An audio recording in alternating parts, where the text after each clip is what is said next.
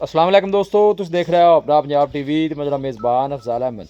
लो दोस्तों, माशाल्लाह जनाब दूजे वैट दे जनाब वीडियो लैके हाज़र होए। क्रॉस ब्रीड का माशाल्लाह जनाब जानवर और बहुत बड़े साइज़ का जानवर। निक्का पुत्र छड़ के टोरी महाराज भाई किन्ने दिनों की वैट सूई हुई है? चौथा दिन 4 दिन हो गए जनाब सूई नूं माशाल्लाह। और बहुत बड़े साइज़ का जनाब जानवर। फेस जानवर का चेक करना वारा दूसरा मुँह छे दांत जी, इन्हूं ना छिको कोई आवाज़ बड़ी है माशाल्लाह जी। बहुत बड़े साइज़ का जनाब जानवर जी।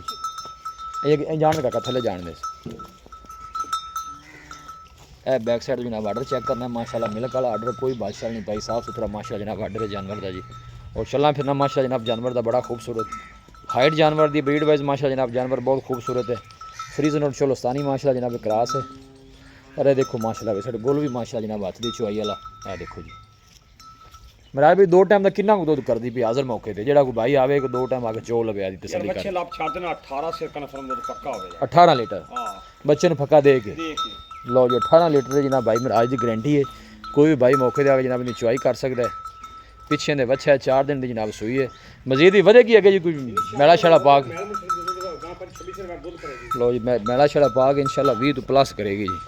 जिस तरह का जानवर है, जिस तरह की ब्रीड है, हाइट है, नस्ल है, करना भी चाहिए। मिराज भाई की डिमांड है प्यार मुहब्बत वाली वैट की? 3.5 लाख रुपया। 3.5 लाख रुपया फाइनल किन्ने दे देनी? पहला 340 दे रहा फाइनल 3,40,000 की। लो जी 3.5 जनाब डिमांड है। फाइनल 3,40,000 है। 4 दिन की सूई है। ए पिछे माशाल्लाह जनाब इन्हें बछड़ा है सेम जनाब मारंगा तुम चेक कर सकते हो। फ्रीजन और चोलोस्तानी ब्रीड है। नज़ीर जनाब दोनों गोल चेक करा दी है। देखो हाथ की चुआई वाले माशाल्लाह जनाब खान लगे ने। देखो माशाल्लाह 18 लीटर के जनाब भाई मिराज की गारंटी है। ए बैक साइड तो जनाब दोनों आर्डर चेक करा दी है, साफ सुथरा आर्डर, कोई बादशाह नहीं पाई माशाल्लाह।